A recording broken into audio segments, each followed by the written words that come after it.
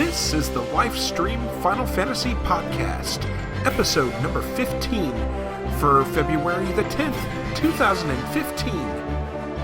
Hello everyone, and welcome to the Lifestream Final Fantasy Podcast. I am Mike Ficklin, also known as Vader SW1 on the forums, and joining me on this mythic quest into all things Final Fantasy are Carlie. Hello. Flintlock. Hello there. And Ryushikaze. Slagathor feel pretty. That is an amazing voice. It really is. Basically what this show will be about, if you've not listened before, is for an hour or so, or as we figured out, or so. Every few weeks we will discuss all things Final Fantasy and Final Fantasy related.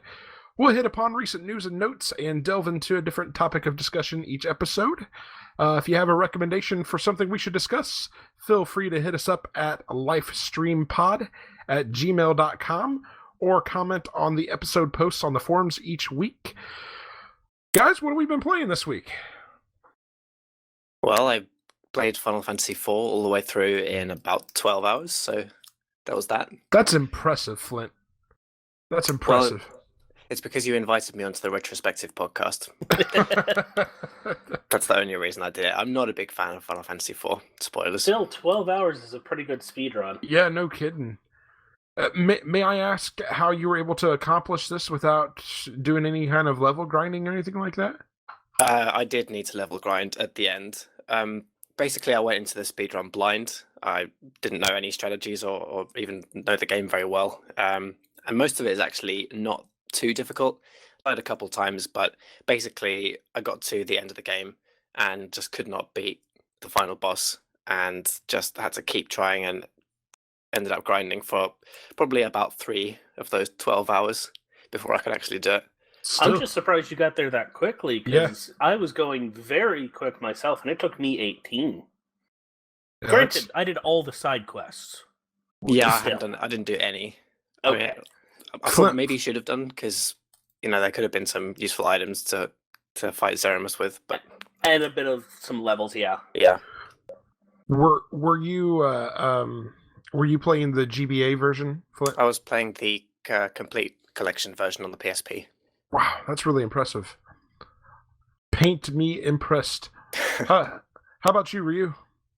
So I've been playing Final Fantasy IV DS, in addition to playing Final Fantasy IV PSP, which I already did, as I mentioned. But I've also been playing a little bit of the Project Cross Zone 2 demo and Borderlands the pre-sequel, because it's finally cheap enough that I don't feel like I'm giving Gearbox too much money after the whole, the Marines fiasco and a couple other things. I mean, like Duke Nukem Forever. I'm not going to hold that specifically against them, because I don't think anyone really thought Duke Nukem Forever was going to be good after 15 years. But they didn't. I will say that they didn't give it a whole hell of a lot of try. Carlie, what have you been playing this week? Anything? Well, okay, I've been playing the Organized Inquisition, but that's obviously not Final Fantasy. But since the last time I was in the podcast here, I've actually been playing Final Fantasy XIV. I'm level 27 now. I've actually been into the game now. I have not played it because my free month is over and I don't want to pay the time card for 60 days. I want to get that's too much money. I want to pay the membership for whatever I'm playing, but the mock stations is just awful to do this. I've been trying, it's not letting me. So basically for the last week and a half I've been ignoring it. So if they wanna actually let me subscribe, I'll play it. But if they don't, they can go fuck off. But there's stupid mock station. I will say this, I started playing it because Fleck is like, oh, Carlie, come and play. He even even bought the game for me on PC because I had it on PS4. I didn't want to really play on PS4 anymore. I wanted to play on PC. So he surprised me about me the game and gave me the code, which turned out to be a mess because he bought it. He's from the UK, so they gave him the UK code and that doesn't work in America. So he had to exchange the code on Reddit for the US code. They played with me. But then they kind of got bored and I started playing alone. So what job are you playing? I'm a pugilist, I think it's called. I don't even remember why I picked it because I picked it up months ago when I bought the game on PS4, which I bought again because Lex basically would not stop annoying me about it. You need to stop So succumbing to peer I don't pressure. remember why I picked it. Have you just wait until you have not met Lex when he wants you to do something? He will annoy you and annoy you and annoy you until you go like, fine, just shut up, I'll do it. To be honest, like when I went back to play the game, I couldn't even remember what it was, and I've been asked why did you just figure this. I have no idea why. I couldn't even remember it's playing because I couldn't remember my account. I couldn't remember my character's name. I cannot remember why I picked that name either. Myself, I have been splitting some time between playing Final Fantasy IV for the retrospective, and I also spent quite a bit of time playing some of the Final Fantasy Explorers, which I'll get into here in just a bit. So I thought for this episode, because we had quite a bit of news to catch up on here, I thought we'd have a little bit of a news discussion, and we'd also get into some listener feedback for this episode.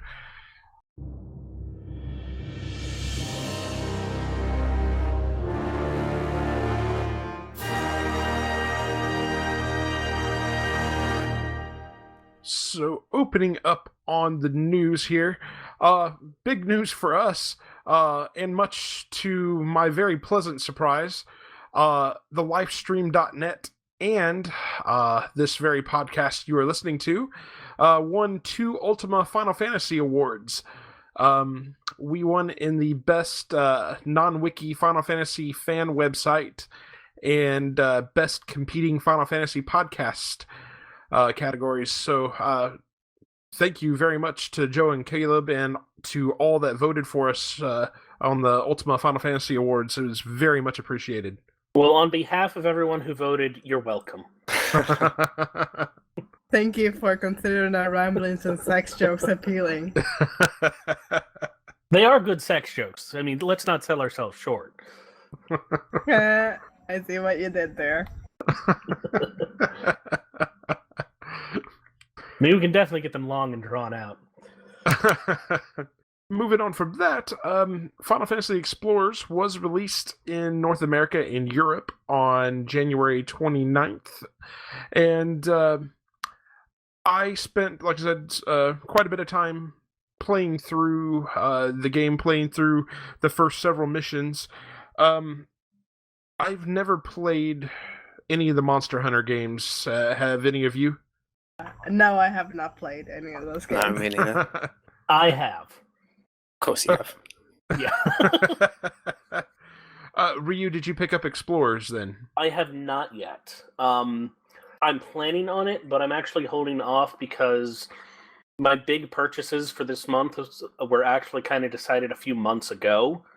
In that Street Fighter V and Fire Emblem Fates are both coming out this month, as is Project Cross Zone. So I'm just going to have to wait a bit for Explorers. This is embarrassing because I know you mentioned this several podcasts. I don't really remember what Explorers is.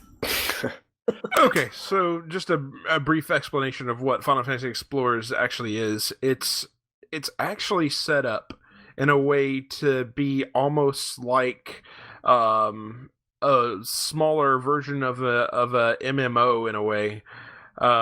It very much reminds me of playing like when I played Final Fantasy XI. I've never played Final Fantasy XIV, but it has kind of a chat feature and a way for you to go out and locate party members. Your party can be up to 4 people, and basically the premise of the game is that you're running around an island and hunting down and killing monsters. I mean, that's pretty much the premise of the game. You know, monsters like Vaughn and Squall and whoever wrote Crisis Core, or rather put all those missions into it. It sounded like Tres again. I have been playing single player because I very much don't enjoy the multiplayer aesthetic. Um, I tried out a few different jobs. It starts you out with the first jobs you get are basically the original Final Fantasy I jobs that you can choose from. And I have found in my search that actually playing as and actually, I'm sorry, Ranger actually wasn't one of those original Final Fantasy I jobs, but that's the job that I've been playing as, and that one is actually useful. Mainly because you can stay out of the way of most of the creatures' AoE attacks, and your bow and arrow actually does some serious damage. So, How does the multiplayer actually work? Do you just team up with friends, or is it like an MMO? you can't actually see other players on the map, if that's what you mean by that. Yeah. You have to either exchange your Nintendo 3DS Street Pass with other players, or you have to already have been friends with those players that are playing. And then what? They show up as quest givers or rivals? No, they actually show up as your party members once you actually use them. But again, I actually haven't dug into any of that aspect of the game. I've been playing single player. You shut in. You person who's not social. You non-social. It's really not the fact that I don't want to be social. It's more about the fact that I don't want to have to rely on having to play when other people are playing. I want to play on my time. Do you actually know other people who have the game as well? No. I don't. That's the other thing, Flint.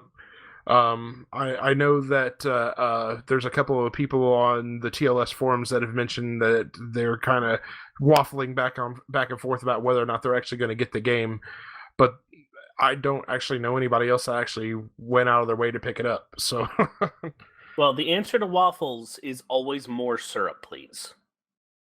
or more butter. I think we proved last year when the remake announcement earlier in the year that a significant amount of us, myself obviously included, haven't actually finished Final Fantasy VII. Well, have you? Final Fantasy? No, I haven't. Get back on that. The owner of the site doesn't even really like Final Fantasy VII. Secret. That is not a secret. It isn't. Like Yeah, the remake announcement came out. I was like, okay. Everyone's like going crazy, and Jeff's like, eh. I find I found Explorers to be a lot of wash, rinse, repeat. It's it definitely plays differently than any of the other Final Fantasy games, unless you're familiar, I think, with playing the Final Fantasy MMO games. Then it might seem somewhat familiar to you. It's very much quest driven to drive what little story there actually is, and the story is basically built around there's a discovery of an island that has abundance of crystals that need to be mined, and people are moving to this island not only to mine the crystals for their power, but to also help the citizens that are moving there by hunting down all the monsters that are infesting said island. So it's the story's kind of weak, but the gameplay I found personally, I think the gameplay is a lot of fun. It's very much in the style of like an action RPG similar to like Kingdom Hearts, or even the forthcoming Final Fantasy 15. So from that aspect, I found it very fun and enjoyable. It's just a lot of repeat, I guess. Anybody got any questions about it here before I move on? Nope. Though speaking of playing games and being social, I'm going to take this second to jab in a plug for the fact that TLS is doing a community playthrough of Final Yes. Fantasy V. Yes, I should have. I meant to put that in the show notes and I forgot. I realized just a second ago that you'd forgotten it, so Yeah. and I figured this was a good enough place to do it. For sure, yes. So the Lifestream.net is hosting a community playthrough for the terrific Final Fantasy V. What chapter are we actually in, Flint, at this point? We're currently playing the 5th chapter, which starts just after the Library of the Ancients and goes until we get the airship for the first time. Yeah, so it's definitely not too late to pick up a playthrough here. So if you're not already a member, go ahead and swing over at the Lifestream.net, register for membership on the forums, and join us on the playthrough. Yep, I'm going to join you when you get to the second world, because that's where I left off on my run. Yeah, that's going to be coming up fairly shortly. Yeah, I know. I just need to hurry up on Final Fantasy IV. How long are you giving in between chapters, Flint? Well, there's 2 chapters a week, and I've currently got the game scheduled to take 14 chapters, so 7 weeks, and we're currently only at the beginning of week 3, so it's not too late to jump in. For sure. Yeah, you can actually blitz through all of Final Fantasy V in under a day if you're really pushing it, but you don't need to. I'll try that sometime. Also, to people who are just joining, consider doing a 4-job fiesta. For those that don't know or aren't familiar with that, Ryu, please explain. A 4-job fiesta is when you randomize the 4 job. You only get 4 jobs. So you randomize 1 job from the first crystal, 1 job from the second crystal, 1 job from the third crystal, and 1 job from the fourth. And those are the 4 jobs that you can switch between. But you can switch between them freely. And if you randomize to get Berserker, no, you didn't.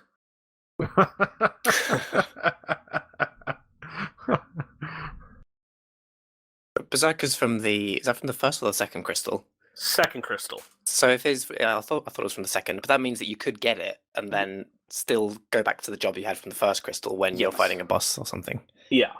So Ryu, explain to me how one would go through with this 4-job fiesta if some of the jobs aren't from the earlier crystals. It's randomized for each crystal. So you get a random from the first, a random from the second, a random from the third, and a random from the fourth. That makes sense. Okay, now I'm following you. Okay. That might be a fun option to go through on because I've never done any kind of challenge playthroughs for any of the Final Fantasy games, so that might be a fun one to try. Next on the agenda here, I did see that Final Fantasy II can now be had on the Final Fantasy Portal app, which I believe you can get on iOS or on Android, and it's running for free through February 14th, though for those that actually have played Final Fantasy II before and know how shitty of a game it is, you probably don't need another copy of it. Salt. Will any of you be picking up Final Fantasy II through the Final Fantasy Portal app? Not through the Final Fantasy Portal app, because the Final Fantasy Portal app is kind of crap. It is.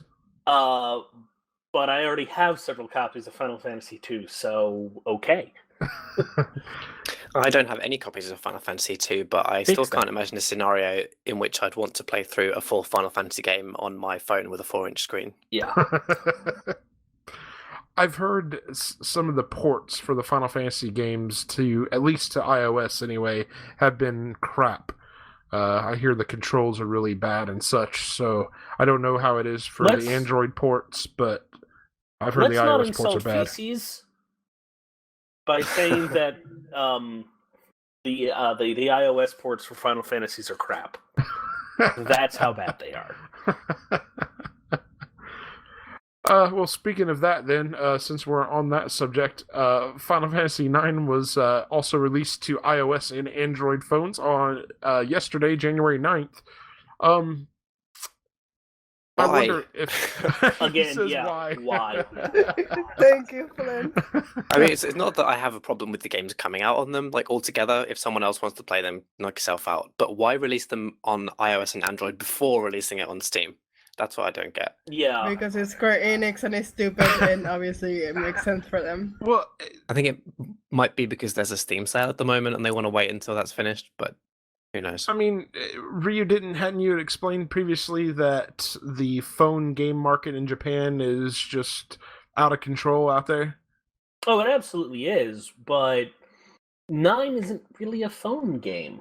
None of like them I could really are a I phone could see game. trying to make a Vita version and putting that on the PSN. Maybe if you're like, you can get a PS2 game on the 3DS, so they could have tried to port this to the 3DS, and it probably would have sold gangbusters.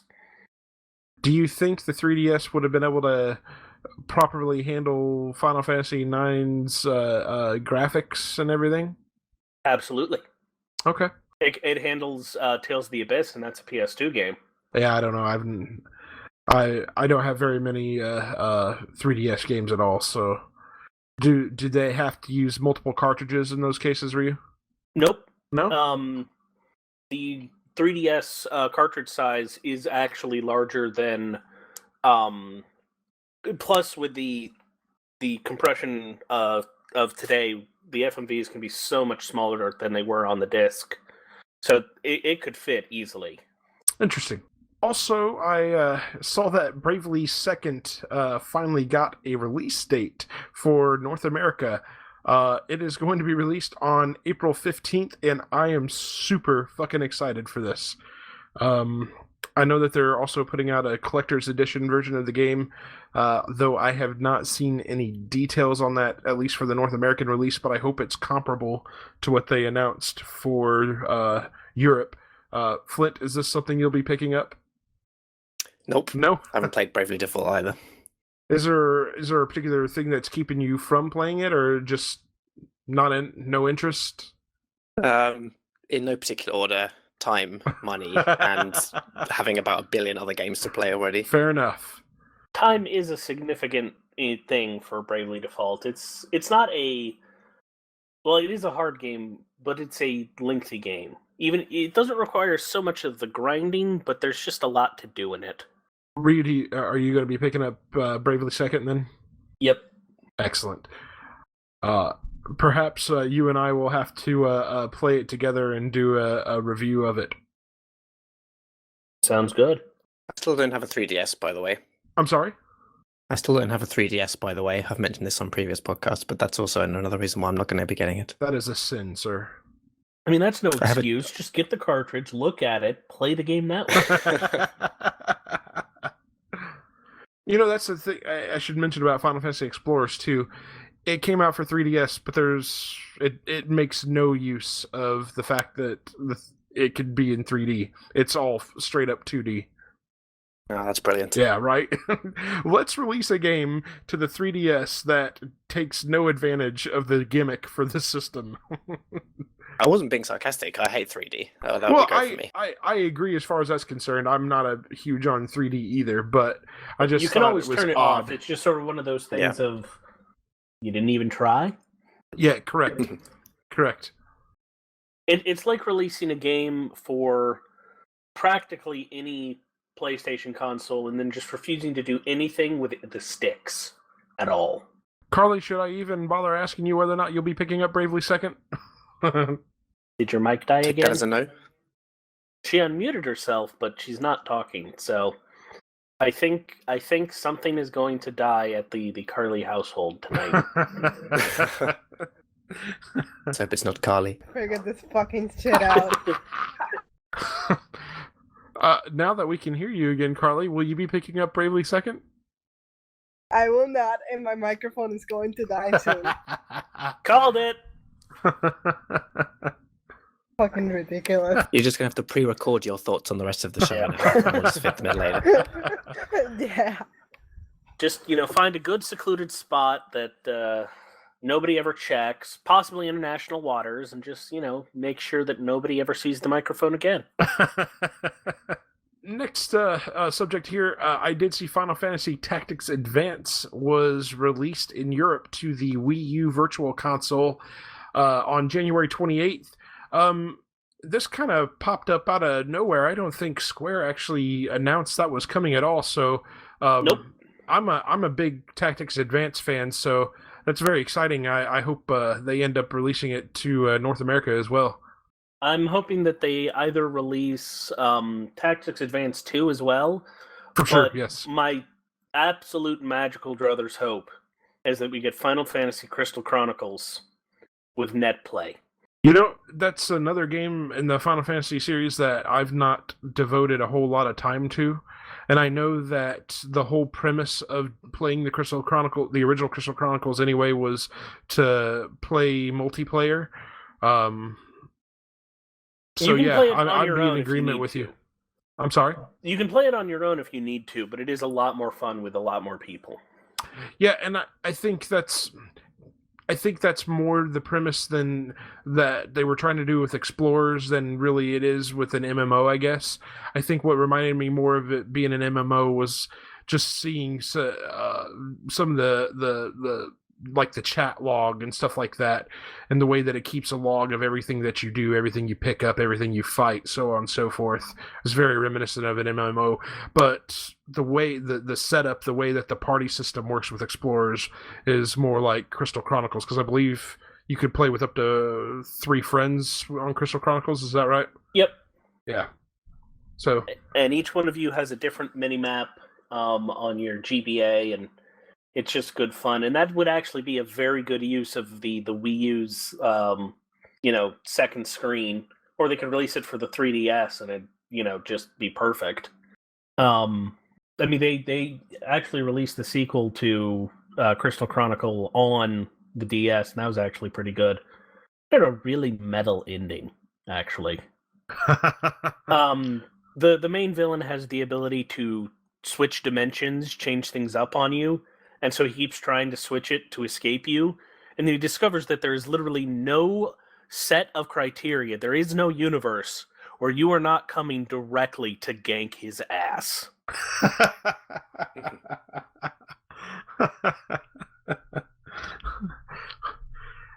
Was the Crystal Bearers worth playing then? Crystal Bearers is that's fun. It's not the same as the first 2 Crystal Chronicles in gameplay, but it's actually an okay action adventure game. Like, it's nothing super spectacular, but it was fun to play. Yeah, I've never bothered with any of the Crystal Chronicles games really. They are definitely on the roadmap for the Retrospective series, and I am kind of looking forward to, in some small way, to actually playing them. I would like to get the full experience out of playing the original Crystal Chronicles, though. So I'm with you, Ryu. I hope they release it to maybe the Virtual Console or something, or enable it to be able to be played over Wi-Fi. Oh yeah. But one of the things it's a small detail, but I love it so much, is that basically all of the model assets, not the textures, but the model assets and the animations were recycled from Final Fantasy IX. Really? Yeah. I did not know that. Yeah. So characters, the monsters it's the most obvious, but a lot of your characters move around and use a lot of the same idle animations as the various characters of 9, like the Humes use a lot of the same animations as Garnet. The Selkies use Zidans. I forget the name of the really short race at the moment, but they use Icos. They're not 100% the same, but because like the short ones are actually your fighty tank dudes, which is hilarious. But you can definitely see where the models and the animations were reused from one to tweak into the other. Interesting.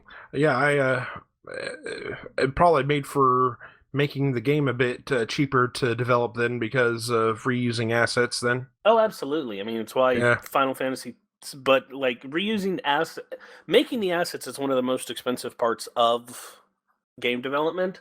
So that's why Final Fantasies 13.2 and 13.3 were cheap as balls for Square to make, and why they made them such ridiculous profit. How cheap are balls? Well, you see, you need to get one set of balls and an oven, and then 9 months later, boom, out free. And then they start costing a lot more. And it's about a 50-50 chance of whether you get balls, but still. 18-year investment. Quite. If not longer. Yeah, but nobody counts that. It's not like anybody cares after they're out. It's only those 9 months that anybody seems to care about. Okay, so moving on from that. Moving on from children's balls. Right. And utter nihilism. Apparently, a lot of people were excited last week because Square released a Ramza Spotlight trailer for the new Dissidia Final Fantasy arcade game that's going to be coming out in Japan. Ryu, I know you're a massive Final Fantasy Tactics fan. Were you fanboying for this? It's hard to say that I'm like. He definitely looks cool, but it's almost all of my fanboying at the moment is currently preoccupied with Street Fighter V, because I'm waiting for that game to come out and be awesome. Whereas, and also Pokken, which looks ridiculous and awesome. But I'm sure, I do like what I'm seeing for Ramza in this. He looks like he's got a lot of brutal moves. Which fits because Ramza's so hardcore that he will go into a bar filled with mercenaries, soldiers, and cutthroats, and ask the man behind the bar for milk. It's like going in the Coyote Warm Ugly and milk. asking for water. Yeah. I sincerely hope that we get to see some kind of port of the new Dissidia over here in the States. I don't think we'll get the full arcade experience because really arcades are dead here in North America. But I would sincerely hope we'll at least get like a PS4 port or something. Yeah. I mean, I like Pokken is only coming to console. It's coming to Wii U. So I'm betting that this is probably going to come to PS4, maybe the NX. I don't think it's going to come to Xbox, no matter what, because I don't think Square really likes Microsoft. Who does? Microsoft? Maybe? Moving on from that, Square Enix did show off a little bit of a live stream of how Final Fantasy IX is going to play on smartphones upon its release. I actually inserted that note into the show before they surprised us all and released Final Fantasy IX yesterday to smartphones. So Not sure that matters anymore, but I will include the YouTube link in case you want to check it out. There is apparently a Valentine's Day event running on Final Fantasy XIV. Jason Tandro was originally supposed to join us to kind of go over what was going on since he's our avid Final Fantasy XIV player. Instead, I'm going to reach out to Carlie because she's been playing Final Fantasy XIV and see if she can explain to us a little bit about this Valentine's Day event, which runs from February 3rd to February 16th. Expecting the answer is no. Yeah, that was a very bad idea. I'm assuming, honestly, don't know. I think, probably I'm wrong. If I'm wrong, I'm gonna say right now, on level 26, I don't know most of how that game works. I think you can date and marry people. I'm not exactly sure. So that's why Lex wanted you to play so much. He wants to get into a sham for tax reasons. Maybe you can go on. And Carlie's mic died again. Possibly strangled to death. This is why we're the number one Final Fantasy podcast. Yeah, for sure. But you know what? We ask someone a question, they don't know the answer, and then halfway through giving an answer they're not sure about, their mic fails. Quality, folks. Can you now I hear you? The answer is obviously no. I have no clue. Damn it, Carlie! Come on. You should blame Jason for this. It's his fault for leaving me here. I'm the expert by default. They just, if anyone watches The Walking Dead, like when one of their surgeons died, they left a girl who went to medical school. That's what qualifies as a doctor. So that's what I am here. The actual experts aren't here. So by default, because I'm the only one that plays it, I'm the expert. She's an expert by way of Holiday Inn Express. Mm. Well, even if you're not an expert, do you know how to pronounce this character's name? Because when I saw it, I thought it was a misspelling of Valentine's, and now I'm not sure if it's Valenti1 or Valentione. Yeah, I'm not sure. I don't play Final Fantasy XIV. Jason Tandro actually asked me to throw this on the show notes because he was going to talk about it, and then he backed out on us, the son of a bitch. Through the magic of editing, we will not have this fucking problem on the show. Again, we can put it in the end. We just need to have, the glorious outtakes of this podcast.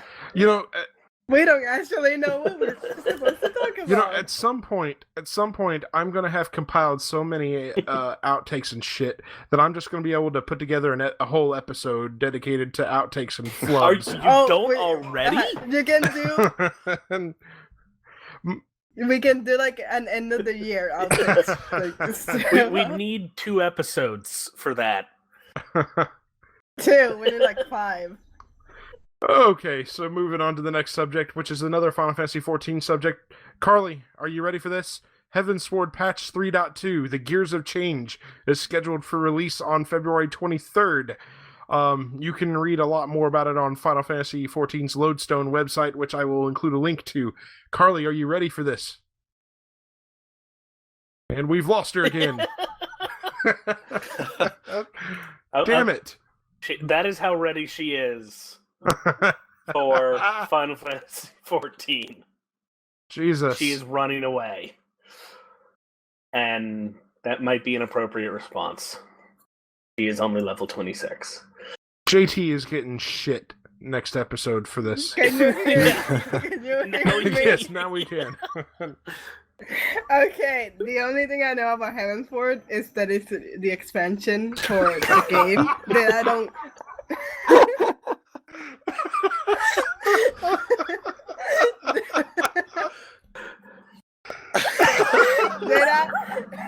I can stop laughing. Okay. This is as much as anybody knows about Final Fantasy XIV, people. It's actually a black box. Nobody's actually played it. Carlie only thinks she has. It's a shared hallucinogenic dream that Square has managed to project over the internet. Okay. I don't own it because I'm level 29 and you get at, I heard after 50 and I heard it's actually where the game gets good. I don't know anything, okay? Thank you, subject matter expert Carlie.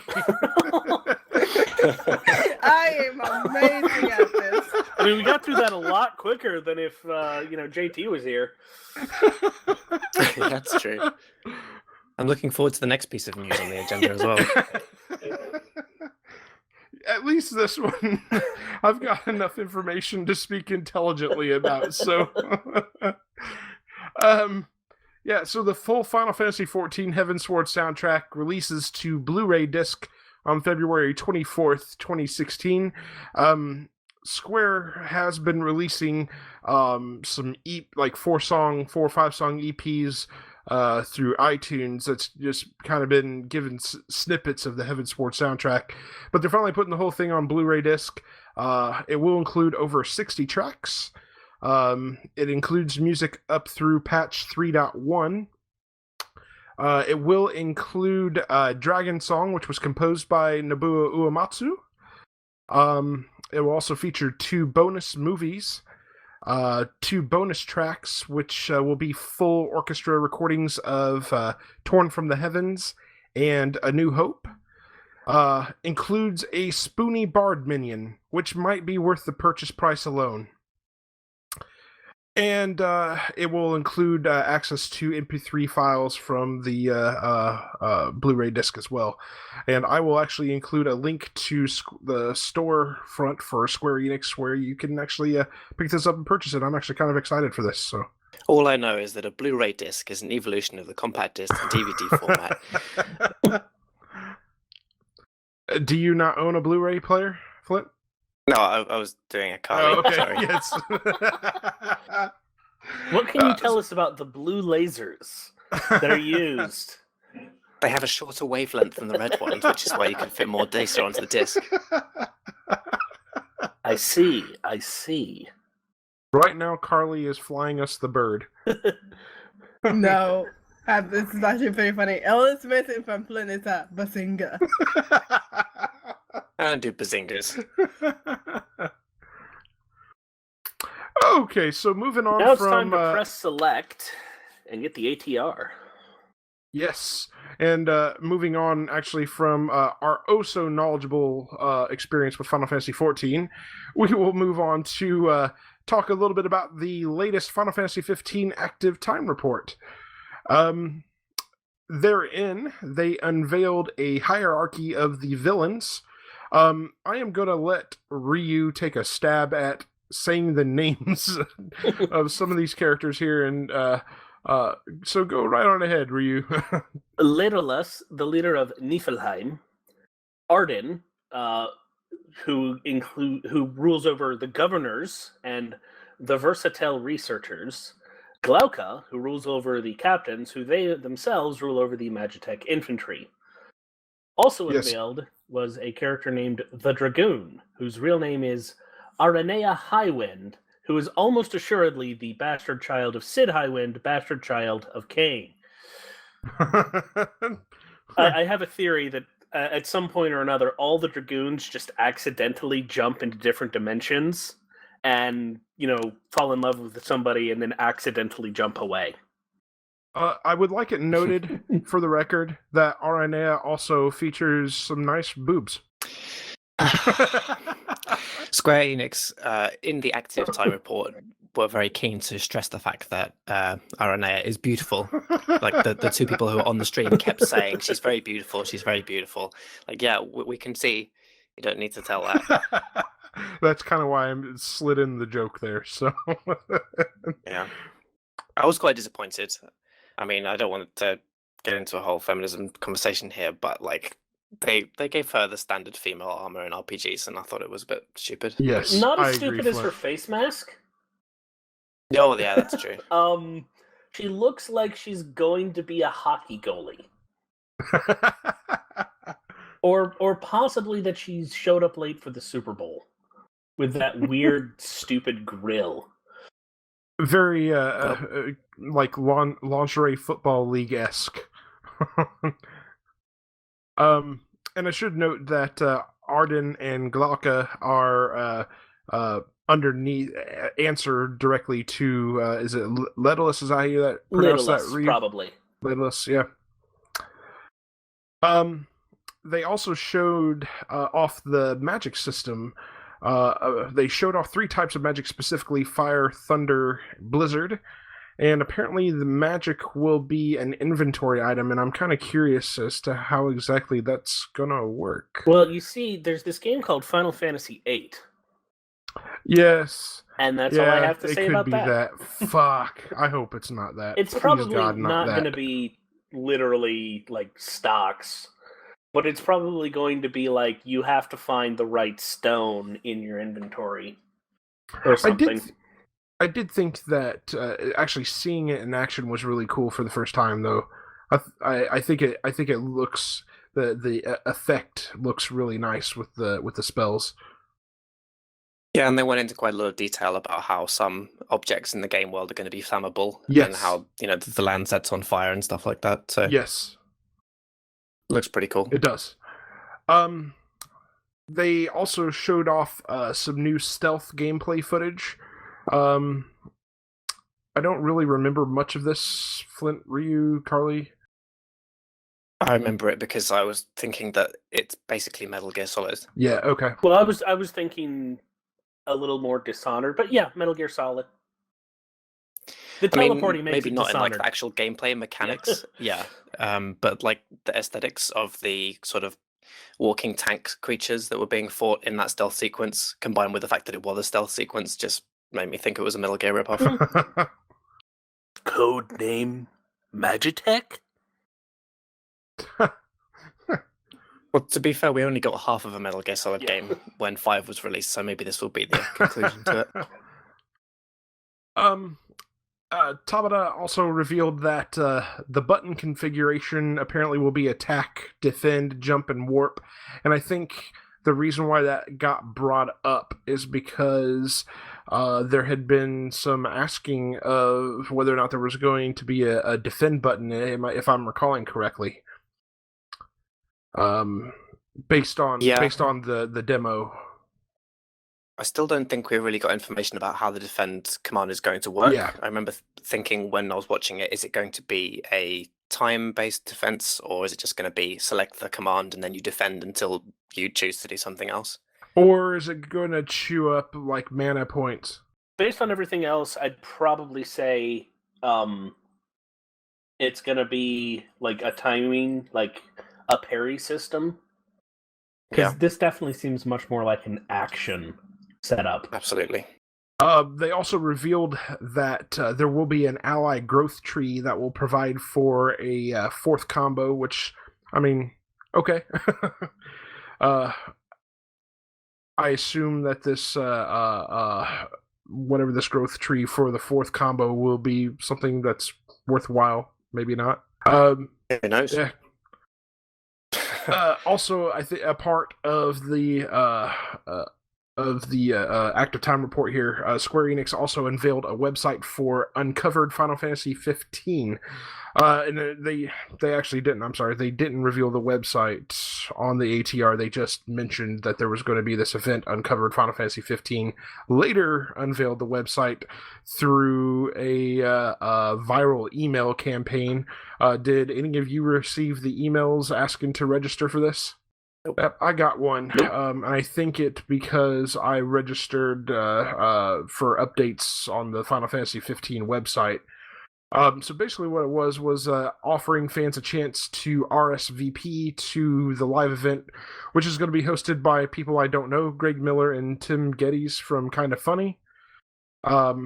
It sold out really quick.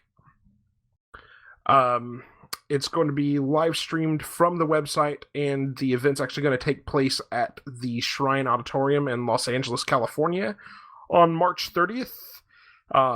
Should take place at 7 p.m. Pacific time, 4 p.m. Eastern time. Not sure what that is, UTC. What is that?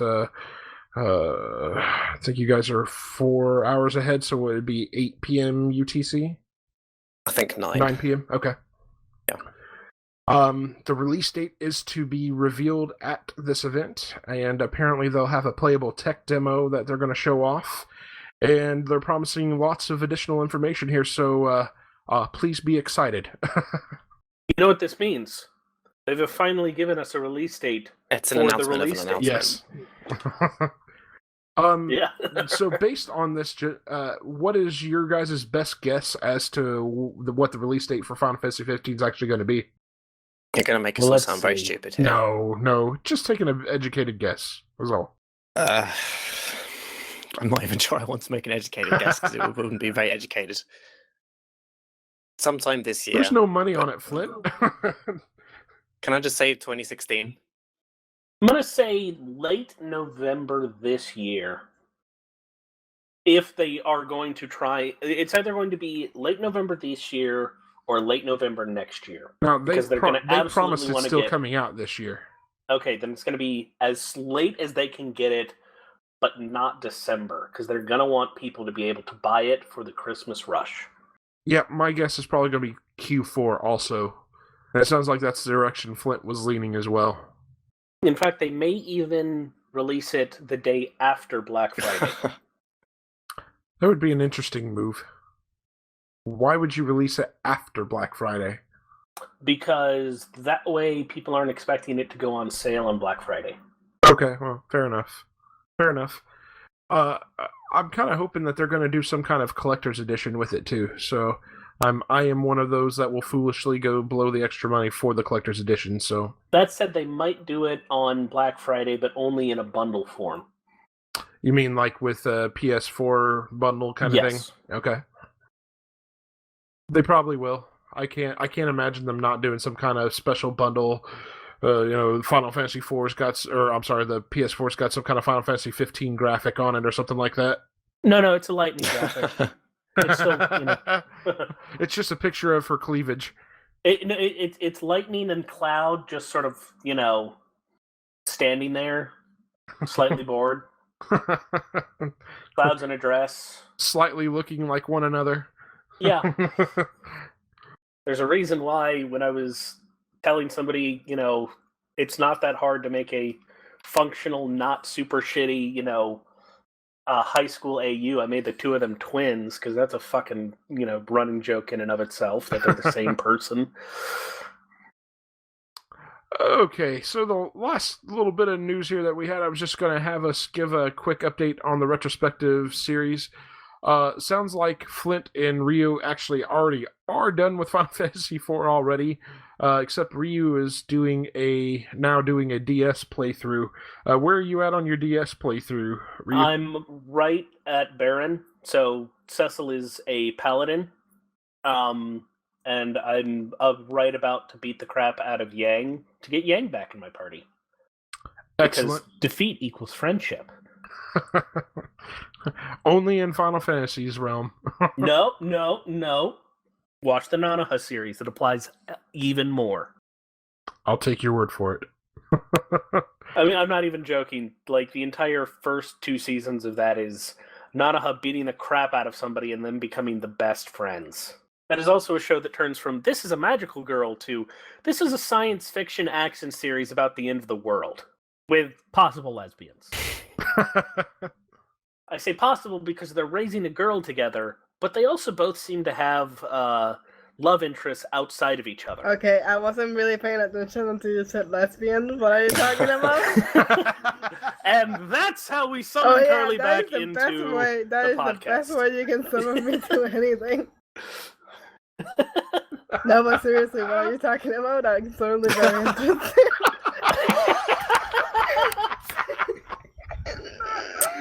Oh, God. That's our show for tonight, folks. See ya. No, you still haven't told me. I'm not kidding. Tell me. Magical Girl Lyrical Nanoha, and its sequel, Magical Girl Lyrical Nanoha Strikers. What do we even pay you for, Carlie, honestly? I think it's to come in and go, ooh, lesbians where? Sex? What? I'm assuming that she would be responding right now if her microphone was working.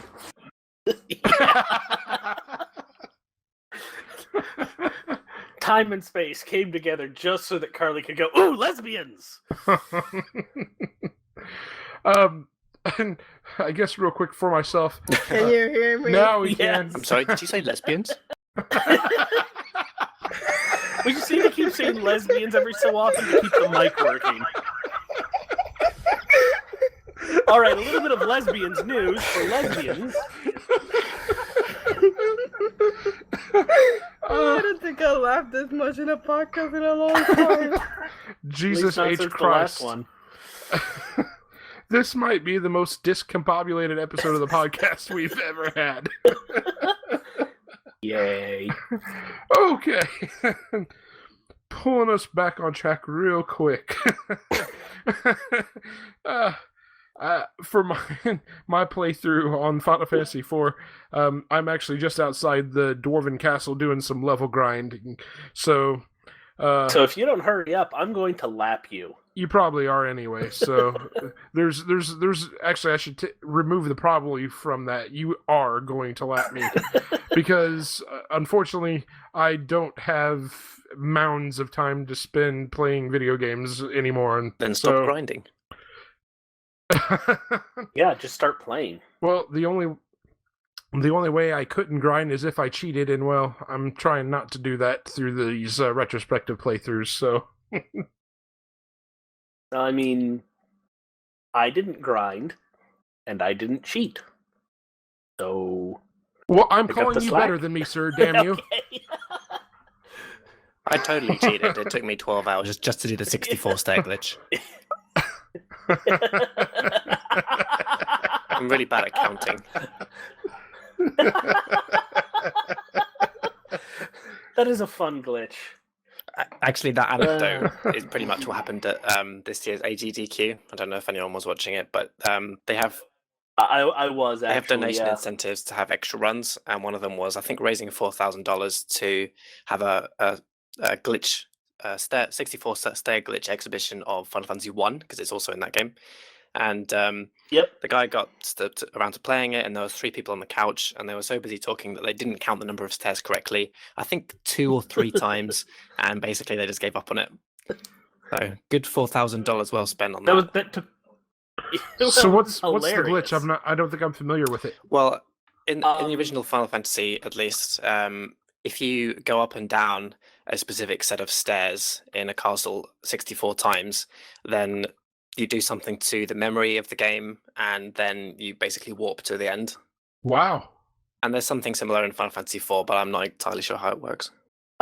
Yeah, so it's basically you hit certain bad programming abuses, and you fill up certain buffers, and when they overflow, you go somewhere. Yeah, if based on your position when it overflows. If anyone's interested in the technical details, it's based on the fact that the game tries to keep track of which rooms you've been in so that you can warp back to a previous level. But in some places in the game, you have like circular room layouts.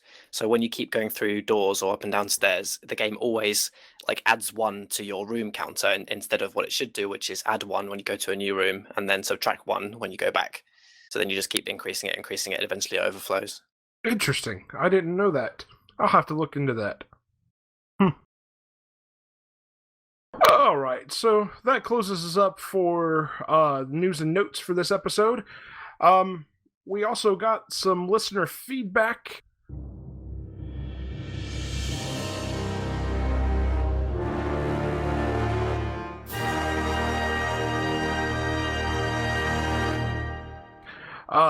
We always look forward to reading off the listener feedback we get.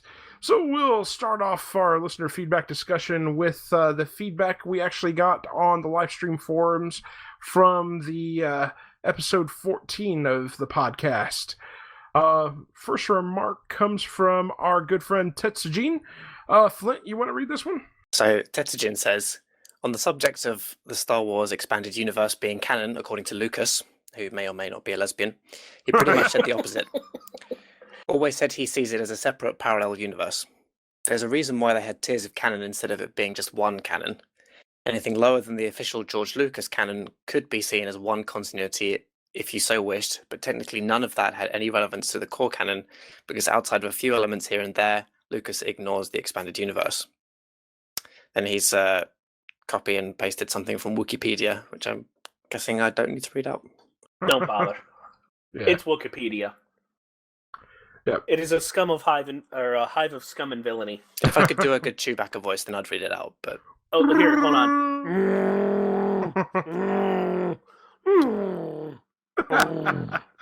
Sounds like a 2-stroke motorbike. Actually sounds like Ryu's been mounted by a bear. Yeah, that too. Now, I mounted the bear. And he was none too happy about that. Kept saying I needed more lube or something. I don't know. DLS Podcast After Dark. Carlie pipes in, what about lesbians?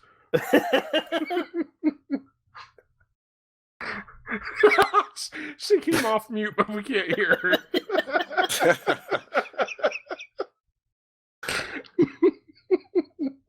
As Carlie is finding a hammer and a hacksaw and a vice grip to kill her fucking microphone. This is so not cool.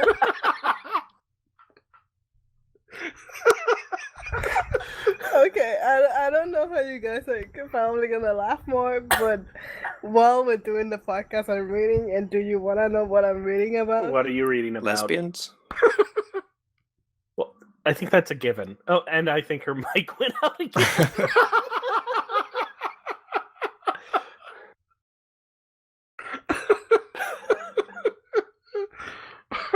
I'm so glad you guys find this so amusing. We have to find humor somewhere.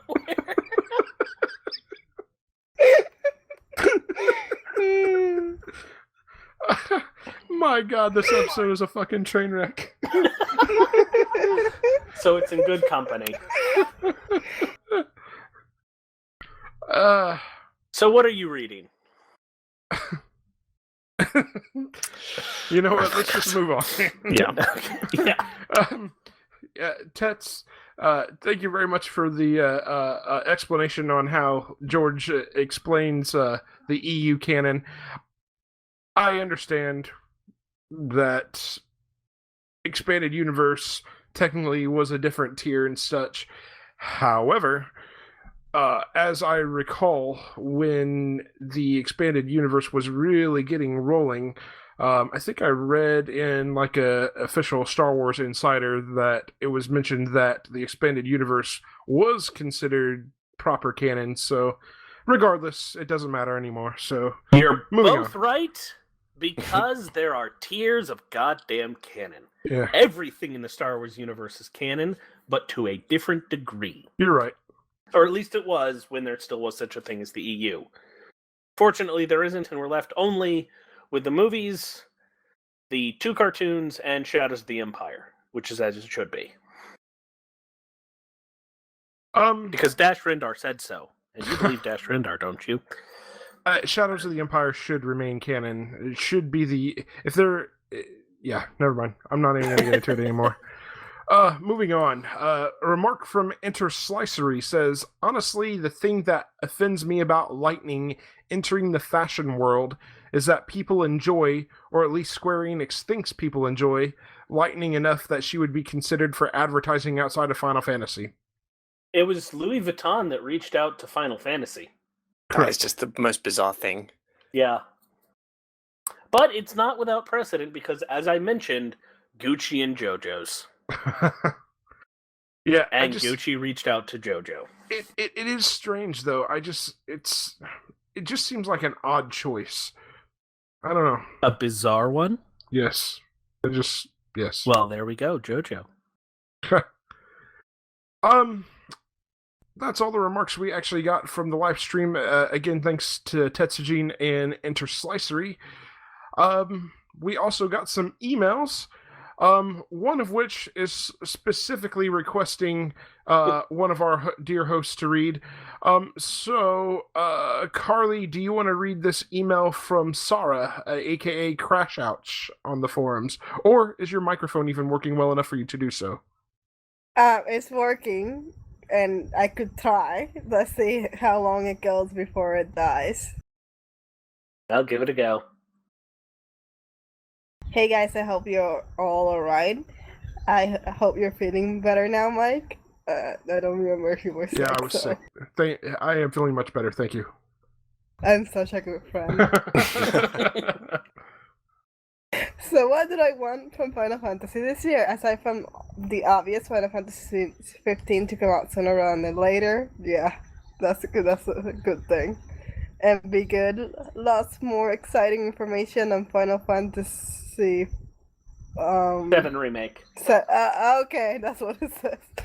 Including a release date for the first section, chapter, whatever. What I want to see is maybe a little far-fetched. I want the Star Wars effect for Final Fantasy VII. It seems like for the last 6 months-ish, every single thing you see, everywhere you go, on every channel on telly. So she's English. Yep. And I think we lost the mic. No, you're still here, Mike, aren't you? Oh, Okay, that's not funny. And did we... I think we lost her again. I think, yeah, she was back for a split second. I will continue unless you want to until she comes... Oh, She's back, I think. Just keep going. This is you keep going. Okay. This is a I'll mess. pick it up. So I want the Star Wars effect for Final Fantasy VII. It seems like for the last 6 months-ish, every single thing you see everywhere you go, on every channel on telly, everything is Star Wars. Move you make. I swear I've seen special Star Wars toilet cleaner advertised. You may have. It's been madness. But the slightly nuts advertising campaign has paid off because everyone wanted to see that film. People who have never cared about the franchise before are openly engaged in discussing the series, except for our dear friend Flintlock here. Absolutely. A similar, albeit slightly more low-key thing is happening with the Deadpool movie. The promotional campaign has been sublime, and it's going to pay off for them because a lot of extra people are being tricked into seeing it by clever advertising. Obviously... the advertising for Deadpool has been great. Oh, it definitely has. There's billboards in Los Angeles that are promoting this thing as being a love story. It is a love story. It's about a true love that refuses to die.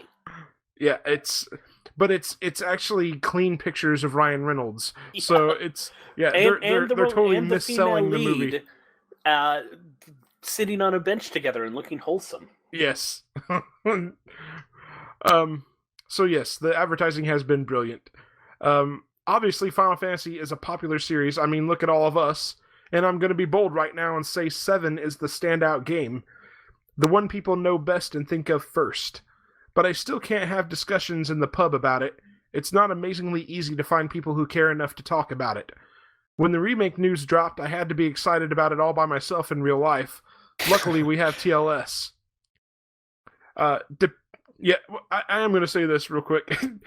I was super excited. I was definitely fanboying out when they made the announcement, and my wife was just looking at me, shaking her head, going, "Fucking nerd." So I was sitting with a friend, and I was going, "Sequel, remake, remake." I think I posted something quite similar to that comment on TLS at the time, which was that, I stayed up way too late, got really tired just chatting with everyone online, and then finally had to leave the house and go outside. And I just wanted to talk to people on the tram and on the bus about it, and just realized that no one knows what I'm talking about. My little brother, who is not a fan of the Final Fantasy series per se, his first experience with it was actually with Final Fantasy VII. He actually sent me a message on Facebook after they released the trailer on Facebook and asked me if I'd seen it. And I said, well, fuck yes, I've seen it. He goes, when's it coming out? And I said, even if I could give you a date, I wouldn't tell you to hold your breath about it. So, anyway, yeah, back to Sarah's letter here. Depending on what the release schedule is going to be, this year might be a little too soon for this to start happening, but I want to see Final Fantasy VII everywhere. I want it on TV, I want it in shops, I want people to wear t-shirts. God damn it, can we please get some official Square Enix Final Fantasy t-shirts with Cloud's face on it? Buy their kids stuffed Nanakais for Christmas. I want everyone to be excited about it and talking about it. I don't want it to be cheapened by dodgy merchandise and toilet cleaner ads, but I think it's more than deserving of some decent, it's about time recognition by the general populace. Well, if you want stuffed Nanakis, I mean, just go to the Star Wars and get, Anakin's. Because that's literally what he's named after. Nanaki, Anakin. And when this happens, everyone can come flooding to TLS for brilliant, accurate news articles and informative discussions. Is this too much to ask? Looking forward to the next pod. Knowing TLS, yeah, probably. Looking forward to the next pod. Love to you all. Your good friend, Sarah. Sarah, thank you very, very much for the email. Nobody listen when they say she's an evil princess. Since you did bring up the Final Fantasy VII Remake, it did remind me of something that I read that I probably should go ahead and bring up. The fact that Square Enix is saying that each one of these releases in the Final Fantasy VII Remake are going to be what they consider AAA titles, which means they're going to charge us $60 a pop for them at the very least. I'm not very fucking happy about that at all. Hopefully it's not going to be the case. That's the way I'm understanding it based on an interview I read recently. Well, they should relearn what they think very quickly then. My initial Or they should understanding actually of this... give us a AAA title worth of content on each one. I mean, they could theoretically do that with expanding expanding the towns and such like, but I just don't. I can't see myself being justified to pay $60 a pop for this. I thought that. I guess in my mind, I thought they were going to do it more like what Telltale does with like its Walking Dead series or I can it's see Game it of being Thrones released as a $20 for each, spread out over, say, 5. That'd be more than a standard AAA game, but that would still be a lot more palatable. Yeah. Especially because it's not done all at once, and it really is... A sticker shock is a big thing. So people are a lot willing to pay $20 several times than $60 once. Yeah, I would have to agree with you as far as that's concerned, or much less $60 3 or 4 times, whatever the hell Yeah. Also, I wanted to comment real quick on Sarah's request for merchandise, specifically T-shirts. Why in God's name does Square Enix not have a storefront to buy Final Fantasy-based clothing? That just baffles me. That's money that's coming out that they're not getting. If they were to do something like that, it'd be like, fuck you, take my wallet. I want some officially licensed apparel. Why is that so much for Square Enix to do? Well, you see, because they haven't gotten Louis Vuitton to make it yet. I mean, wouldn't you guys enjoy some official Final Fantasy apparel from Square Enix? Would you not buy it? I technically have some. Well, okay, fine. I have one piece of apparel. I have an old Final Fantasy VII T-shirt. Is it a one piece? Is it a one? Sorry. Is it in one piece? Is that what you asked? No, is it a one piece? Oh, no. Is it the one that was the pre-order bonus basically? Yes, it was the EB, it was the Electronics Boutique pre-order. Yeah, that's the one I have. A friend gave it to me. Yeah. Yeah, that's the one I have as well, and oddly enough, a friend gave it to me as well. So, and I still have it. It fits like a belly shirt these days, but I still have it. But yeah, I mean, that's the only official apparel that I have from Final Fantasy. I don't think that they've licensed it to anyone, have they? Officially? I don't think so. Yeah, it's very bizarre that they wouldn't want to capitalize on something like that. I mean, I'm just gonna, enjoy all of my unofficial T-shirt merch and whatnot. There is some brilliant unofficial merch that's floating around out there. I very much enjoy the shirts that say something like "I don't age, I level up" and stuff like that. That's great. I have one that's basically a propaganda poster for Avalanche. I got another that's a fake NES cartridge, black materia with Sephiroth on it. Is it just a silhouette of Sephiroth, or is it actually him? It's pixel art. It's pixel art. It's pixel art. Okay. Yeah. I don't have nearly as much Final Fantasy VII kitsch as I've got Metroid kitsch, but At least Metroid does have some official merchandise out there. Oh yeah. Some of it is unfortunate. But we ignore that and hope that a real game comes out. All right, moving on to our next email here. We got email from Philip, who is Slipstreamer on the Lifestream forums, and he has specifically requested our good friend Ryu to read this email. So Ryu, if you please. All right. In a strong Welsh accent. Yes, in a strong Welsh accent. So give me a second to try and work into the proper Welsh accent. Dear the Lifestream Final Fantasy Podcast, I can't remember what topic you asked listeners to comment on in the last episode, so you're going to hear the story of how I got into Final Fantasy, whether you like it or not. It was 2004, and a commercial advert was running on British television for Final Fantasy X-2. Although similar American commercials are available on YouTube, this particular one has been lost in the mists of time.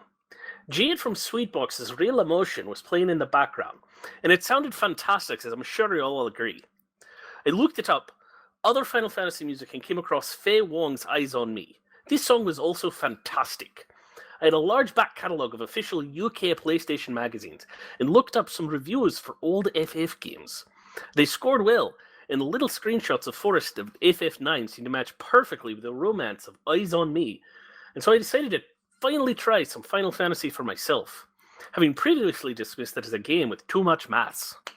I had actually been to the cinema to see The Spirits Within 2 years previously, but strangely this event didn't move me to investigate Final Fantasy further. They're really strange. My mum picked up 7 and 8 from a car boot sale.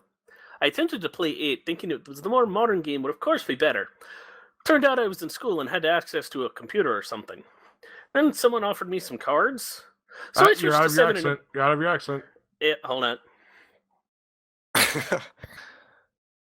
I could hear myself switching to Northern. I think it's been kind of Scottish to begin Yes. with. It's a little bit Scottish. Hold on. It's a very tricky thing to be in Welsh all the time. I don't know how the Welsh do it. Hold on, let's see. Let's get Welsh. What the fuck? Okay. Get in Welsh. What the fuck? What the bloody fuck? Okay, Welsh. It sounds more like a fucking Russian drug dealer or something. No. Russian is this. Russian has more thrill. So I switched to 7 and immediately got on with blowing up a reactor. Great stuff. I later played 10 and 10-2. Thought they were both fantastic. Thus ends my tale. Oh, I just looked up the listener's question, and I can wholeheartedly say that I'm completely indifferent. Quiet time of year, good advertising strategy. Also, what happened with the Final Fantasy 15 characters wearing clothes from Rowan or whatever? It seems they're doing a collection on collaboration with GACT for spring 2016. He sang 2 songs for Dirge of Cerberus. Neither of good was with Real Emotion. And that was the best Welsh accent that I could do in the moment. I know. I've not been listening to anything Welsh recently. That's the problem. So it was very hard for me to get that accent in my mind. Sorry, Slipstreamer, we tried. Yep. Thank you for the very nice email here, Slipstreamer. As for calling Real Emotion good song, all I can do is the fucking Sideshow Bob thing and go... I can't even think of Real Emotion, because whenever that name comes up, I keep thinking of the Gundam Wing Rhythm Emotion. Because that got burned into my skull in the 90s. Since you're our walking encyclopedia, Ryu, are you familiar with what he's referring to with these characters wearing clothes from Rowan? I'm trying to remember. I think there was a... Yeah, no, there was a... so what it was, I think, was that Rowan was making clothes based on their designs, not vice versa. Okay. I'm gonna have to look into that here. I honestly don't recall hearing anything about this. And what I think it was it was actually... I actually found an old, unfortunately, Kotaku article about it got turned into... Final Fantasy XIII turned into FF15 by a fashion label's mistake. And that was over 2 years ago, so...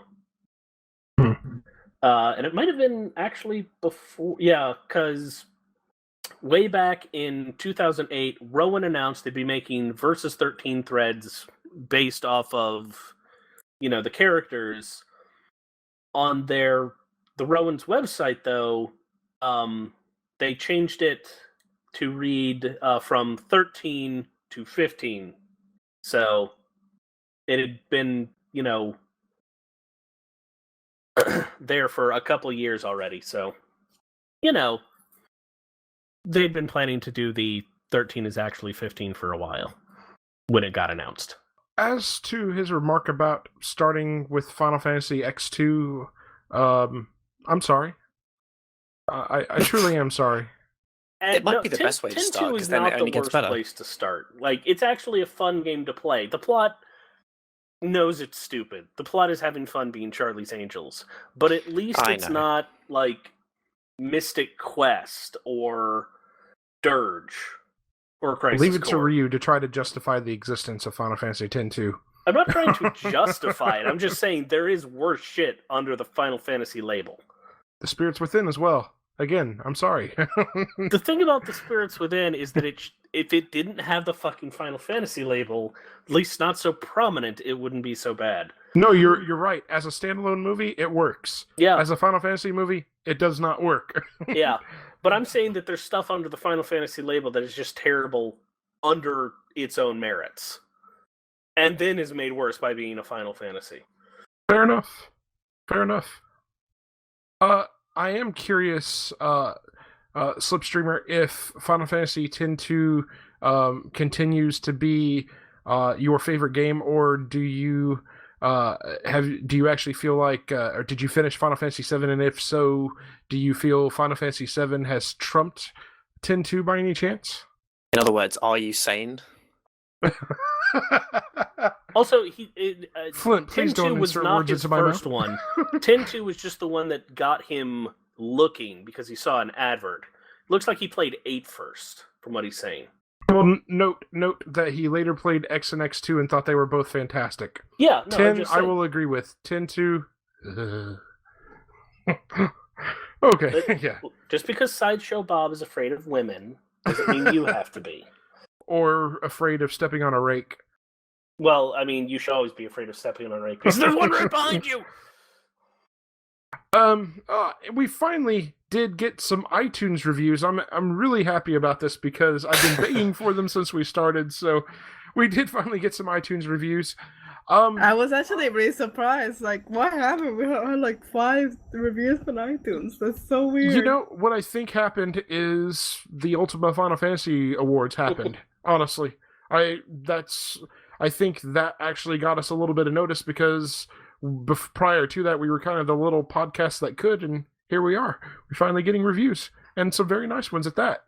At least until this episode goes out. So, hey, you know what? Through the magic of editing, this is going to be the best episode ever. Can't wait. That's a lot of magic. Yeah. So this first review, 5 stars, very fun, very informative, by Epion556. That's Minato from the forum, I believe. I'm sorry? I believe that's one of our TLS members. Oh, right Just on. to cast doubt on the impartiality of that review, but... Damn it. Come on, Flint. He says... You're right. Great... They've rated us a lot more harshly than they would have otherwise. Because they've only given us 5 stars. 5 out of 7. Oh, that's 5 out of 5, so... Yeah, 5 out of 7. I see you've seen that meme too. Of course. It says, great for Final Fantasy fans that want to hear news reviewed on the go. It's got a nice big crop of regulars, and it's very easy to get involved yourself. So, yeah, thank you very much for that. We also got a 5-star review, great Final Fantasy podcast by Vampire Patch. Are you going to ruin my high on this one too, Flint? I have no idea who that is. Okay.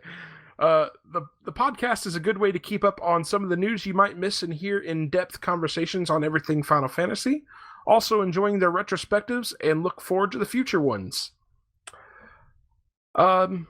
Last review that we got from iTunes was a 4-star review titled Great Final Fantasy Podcast by Test5458. He says, for any fan of the Final Fantasy series, this is a must-listen to podcast. Everyone seems to have great knowledge and passion for the series. My only complaint are that everyone, mostly Ryu, constantly steps on each other while we're talking. This can get a little annoying while... Oh, sorry. Bravo, Damn it, sir. Ryu, you got us a star. You win the MVP. You have won the internet today, sir. This can get a little annoying while listening due to everyone having great input, to which I would like to hear without having to rewind and listen over a few times to hear each individual's point.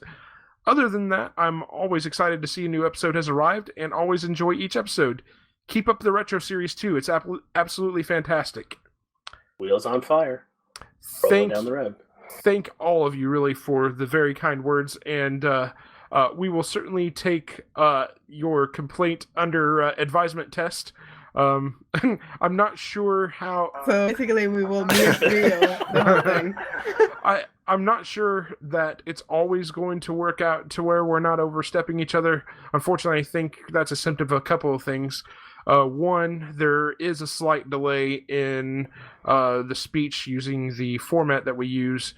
And two, since we're not all sharing a room together, it's kind of hard to tell when someone's done speaking or making their point. So, and sometimes we literally just start talking at the exact same time. That happened a couple times during this podcast as well, I noticed. Yeah. I mean, awkward. It's just bound to happen. I try to clean it up as best I can when I go into editing, but it's going to happen from time to time, and I certainly apologize for that in advance. So, with that said, that's all of the listener feedback we got. Keep that coming. We want more iTunes reviews. Keep those coming. Keep the emails coming. We really do enjoy hearing back from you. And in fact, I didn't have a question for the listenership for this week. Thought I would throw that out to my co-hosts and see if they had something that they might want to throw out. Putting it on the spot. Does this dress make Slagathor butt look big? Jesus. Or more seriously, what non-Final Fantasy Square Enix game are you most looking forward to in the coming year? Fair enough. So what non-Final Fantasy Square Enix game are you looking forward to? Doesn't have to be one of their. It doesn't have to be a Square Enix title either. It could be one of their subsidiaries, like with Eidos. Okay. I'm quite looking forward to. Oh, sorry. Am I allowed to answer the listener's question, or do I have to wait till next Yeah, time? you can. Yeah, go ahead. I was going to say that I'm looking forward to playing Rise of the Tomb Raider when it drops in price a little bit, because I like the first Tomb Raider reboot game that came out a couple of years ago. I actually need to go play that. I never got around to it. Mine is Uncharted. Is that a Square Enix game? No. But it might Naughty as well Dog. be a Tomb Raider game, so we'll count it. Besides, it's uncarded. It's a racing game, Carlie. Come on. You know how Naughty Dog works. 3 games, then a racing game. All right, and with that said, I think this is a good place to put a bookmark in it here. So we do want to hear from you, like I said. Send your questions and feedback to us at lifestreampod@gmail.com. You can also reply to the episode posts each week on the lifestream.net forums. Please leave us feedback on iTunes. Again, we will do our best to read your questions, comments, and feedback on the air like we did this evening. So again, we'd like to thank you very much for listening to the Lifestream Final Fantasy Podcast. Take care and always protect the crystals. Slagathor love you. Forever. Music featured on this episode is courtesy of incompetech.com.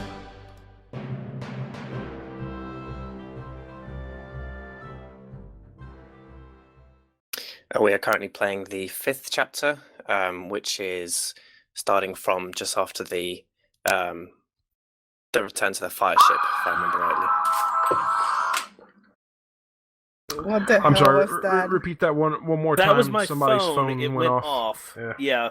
Okay. Wait, Sorry before about that. we re-record that bit, let me just actually look up exactly what the chapter details are, because I always forget. All right. I've muted my phone. Since you're doing that, what is wrong with your phone? Absolutely nothing. It sounds like That is a it custom died. ringtone. No, that is the opening sting of a song that's on my phone that I use as my ringtone.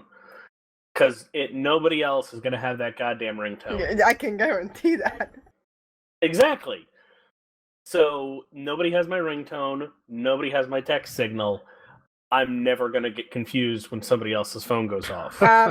Vader, if you do not put this at the end of the podcast, I'm going to be very angry with you. Because that sound is to be on the podcast.